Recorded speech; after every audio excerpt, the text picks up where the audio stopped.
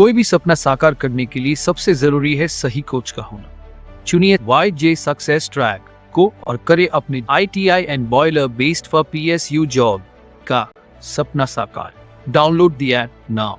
जो मैं पढ़ा रहा हूँ उसको आप अपने हिसाब से उसको क्या करते जाओगे, नोट डाउन करते चलोगे, है ना। तो इसमें बेनिफिट्स आपका ही होगा। तो चलिए आज हमारा नेक्स्ट सेशन जो कि बॉयलर BOE ऑपरेशन या सेकेंड क्लास या फर्स्ट क्लास के लिए, ये हमारा कौन सा है, तीसरा क्लासेस है, लाइव क्लासेस, जो कि बॉयलर इंट्रोडक्शन के ऊपर ही बेस्ड है। लंकाशायर बॉयलर से भी आप लोग के में बहुत सारे क्वेश्चंस पूछे जाते हैं, ठीक है। एक बार लंकाशायर बॉयलर को और बता देता हूं।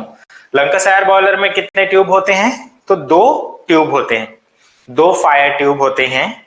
और यह क्या होता है हमारा लंकाशायर बॉयलर, हॉरिजॉन्टल बॉयलर होता है और नेचुरल सर्कुलेशन बॉयलर होता है, जिसका जो सेल का डायमीटर होता है वो हमारा कितना रखा जाता है, सेल का डायमीटर हमारा 1.75 से लेकर के 2.75 मीटर तक रखा जाता है।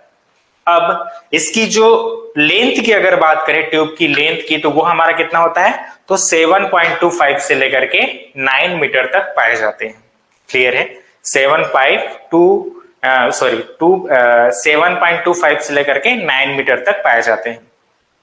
अब इसका जो सेल का डायमीटर था, ये जो सेल का डायमीटर था, इससे हमारा फायर ट्यूब का डायमीटर कितना होता है, तो इसका कितना था हमारा, लगभग 0.4 टाइम्स रहेगा, ठीक है। 0.4 टाइम्स का मतलब क्या था, मान के चलो कि आपका सेल का डायमीटर आपका 80 है, 80 मीटर है, मान के चल रहे हैं, तो इंटू 0.4 कर देंगे तो ये क्या आ जाएगा, हमारा फायर ट्यूब का डायमीटर निकल जाएगा।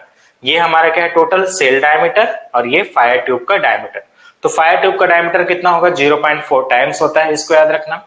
अब इसको अगर हम लोग क्या बोलते हैं, इंटू करेंगे तो कितना आएगा, 8 चौक 32, लगभग ये आ जाएगा आपका 32 मीटर के आसपास, या सेंटीमीटर है तो सेंटीमीटर, MM है तो MM।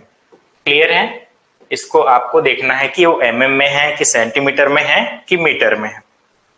क्लियर है, यहां तक तो क्लियर था। नेक्स्ट